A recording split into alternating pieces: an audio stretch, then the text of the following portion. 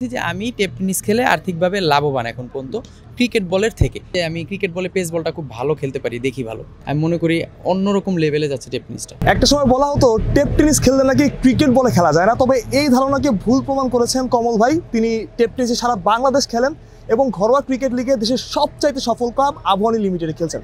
কমল ভাই, প্রথম প্রশ্ন যদি করি, আসলে এই জার্নিটা কেমন? সারা বছর টেপ টেনিস খেলা, আবার প্রিমিয়ার লিগের সময় প্রিমিয়ার লিগ খেলা, আবার আবাহনীর মতো দলের নাম লেখানো। এটা আসলে অন্যরকম, আমি বিষয়টা অন্যরকমভাবে এনজয় করি এবং এটা দুইটা সিচুয়েশনের সাথে আমি খাপ খানোর চেষ্টা করি। মানসিকভাবে বলেন এবং ফিজিক্যালভাবে বলেন, দুই দিকেই আমি ফিট থাকার চেষ্টা করি, দুইটা হয়ে যায় ইনশাল্লাহ। ও ভাই, একটা প্রশ্ন সেদিন আমি দেখছিলাম একটা ইন্টারভিউতে, আসলে বলছিলেন এই বছর প্রিমিয়ার লিগ খেলছেন, অন্য অনেকবারের থেকে আলাদা, টাকা পয়সার হিসাবটা এবার একটু কম। মানে এক মৌসুমে টেপ টেনিস খেললে বেশি টাকা আয় করা যায় না, এবারে প্রিমিয়ার লিগে বেশি টাকা পাওয়া যাচ্ছে, একটু যদি বাস্তবতাটা বলতেন আর কি। না, ক্রিকেট বলে তো অবশ্যই টাকার মান অনেক অনেক বেশি টাকা পাওয়া যায় এখানে। কিন্তু এবারে সিচুয়েশন যেটা বলছি, যে এবারে প্রিমিয়ার লিগটা ডিপিএলটা অনেক বড় বড় প্লেয়াররা অনেক কম টাকা নিয়ে খেলতেছে। আপনি দেখেন লিটন দাসের মতো প্লেয়ার গুলশান ক্লাবে খেলতেছে। তো এতেই বোঝা যায় যে এবার প্রিমিয়ার লিগে অনেক বড় বড় প্লেয়াররা, এটা সবাই জানে যে এবার কিছু স্যাক্রিফাইস করে খেলতেছে, ক্রাইসিস মুভমেন্ট চলতেছে দেশের। কিন্তু আমি আমার দিক থেকে বলছি যে আমি টেপ টেনিস খেলে আর্থিকভাবে লাভবান এখন পর্যন্ত ক্রিকেট বলের থেকে।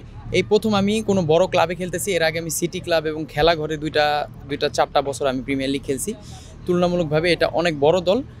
এই প্রথম বছর এই টিমে খেলা হচ্ছে, এখানে টাকা বেশি, বাট আমি টেপ টেনিসে টাকাটা একটু বেশি ইনকাম করি।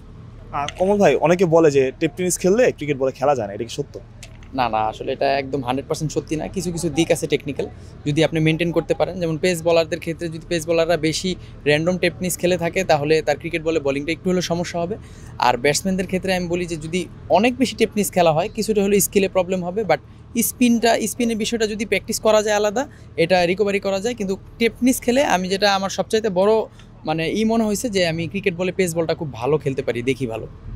কমল ভাই, আপনার কাছে যদি বলা হয়, আপনি তো সারা দেশে টেপ টেনিস খেলেন, আপনার উইকেট কিপিং আমি দেখি মাঝে মধ্যে যে ফেসবুকে আসে। সো আপনার কাছে যদি সেরা 3জন টেপ টেনিস ব্যাটার এবং বলারের নাম জিজ্ঞেস করে, আপনি কাদের নাম বলবেন? সেরা 3জন ব্যাটসম্যান আপনি যদি বলেন এই মুহূর্তে, আমি বলবো রাসেল আহমেদ শুক্কুর, জ্যাক আরিফ এবং মিনাজুল আবিদিন ইমন। 3জন ব্যাটসম্যান বাংলাদেশের সেরা বর্তমানে বলতে গেলে। 3জন বলার? 3জন বোলার এখন যদি আপনি বলেন এই বছরের পারফরমেন্স হিসাবে, আপনার রকেট সুমন খুব ভালো বোলিং করছে, লেফটি বলারদের মধ্যে সেন্টু খুব ভালো বোলিং করছে, আর শেখ সাকলাইন তো আছে, খুব ভালো প্লেয়ার। ভাই, কি মনে হয় আসলে ইন্ডাস্ট্রিটা, টেপ টেনিস ইন্ডাস্ট্রিটা কি আর একটু গ্রো আপ করেছে এই 2-3 বছরের মধ্যে? আরেকটু না, টেপ টেনিসটা অনেক বেশি গ্রো আপ করেছে, এবং সোশ্যাল মিডিয়া বলেন, আপনি ভিউ বলেন, মানুষের জনপ্রিয়তা বলেন, আপনি সব কিছু মিলিয়ে টেপ টেনিস অনেক এগিয়ে গিয়েছে। এবং সামনের বছর মনে হয় আরও ধামাকে নিয়ে আসতেছে অনেক বড় বড় টুর্নামেন্ট। আমি যতটুকু নিউজ পাইছি, আমি মনে করি অন্যরকম লেভেলে যাচ্ছে টেপ টেনিসটা। আপনার কি মনে হয় যে এখন পাকিস্তানে তো টেপ টেনিস হয়, শ্রীলঙ্কাতে হয়, ইন্ডিয়াতে হয়, এমন একটা ইন্টারন্যাশনাল টুর্নামেন্ট হওয়ার এখন সময় আছে যে ইন্ডিয়া, পাকিস্তান, বাংলাদেশ মিলে যে টেপ টেনিস টুর্নামেন্ট হয়, এটা ভালো হবে? অবশ্যই হওয়া উচিত, টেপ টেনিস প্লেয়ারদের জন্য ভালো হবে। ক্রিকেটে টেপ টেনিস যেভাবে মানটা বাড়ছে, আমি মনে করি এরকম একটি টুর্নামেন্ট যদি কেউ আয়োজন করে, তাহলে অনেক বড় দিকে যাবে টেপ টেনিসটা। আপনার সতীর্থরা কি বলে যখন আপনি খেলতে আসেন? এখানে তো অনেক বড় বড় প্লেয়ারের সাথে আপনি খেলেন, সাকিবের সাথেও খেলেছেন, গতবার অপোনেন্টে খেলেছেন, এবারও খেলছেন, আসলে যে টেপ টেনিস খেলতেছেন, জিজ্ঞেস করেন না যে এক্সপিরিয়েন্সটা কেমন, কীরকম অবস্থা? হ্যাঁ, কথা তো হয়। আমরা 3জন প্লেয়ার খেলি, শেখ সাকলাইন, মোহাম্মদ হোসেন রুমান এই টিমে আছে, গাজী গ্রুপে, রূপগঞ্জ টাইগারে।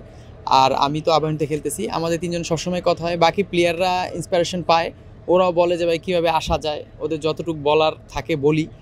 কিন্তু টেপ টেনিস ম্যাক্সিমাম প্লেয়ারই টেপ টেনিসই শুধু খেলে, ক্রিকেট বলে আসাটা টাফ। কিন্তু আমি মনে করি যে কারো যদি ডেডিকেশন লেভেল এবং চেষ্টাটা যদি ওরকম থাকে, আল্লাহর কাছে ওরকমভাবে চাওয়া যায়, অবশ্যই সে আসতে পারবে। ওমর ভাই, যেটা বলছিলেন, আসলে ডেডিকেশনটাই আসলে ক্রিকেটে মূল। ডেডিকেশন থাকলে আপনি টেপ টেনিসও খেলতে পারবেন, ক্রিকেট বলে আসলে খেলাটা চালিয়ে যেতে পারবেন। কমল ভাই তার সবচেয়ে বড় উদাহরণ মনে হয়। বাহ, প্রত্যয় বিডি কুইক টাইম।